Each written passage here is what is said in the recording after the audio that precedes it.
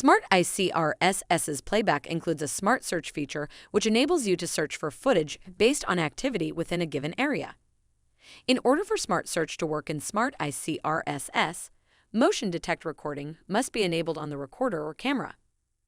To utilize Smart Search, first navigate to the playback section, select a camera or channel, the time and date, and then click on Search.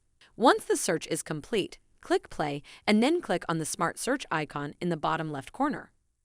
A grid overlay will appear on the playback screen. Select an area to highlight.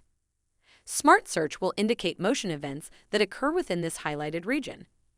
Once the area is selected, click on the Smart Search icon again. The timeline below will display motion activity in that area with a purple color. Thanks for watching. To learn more, please visit ICRealtime.com.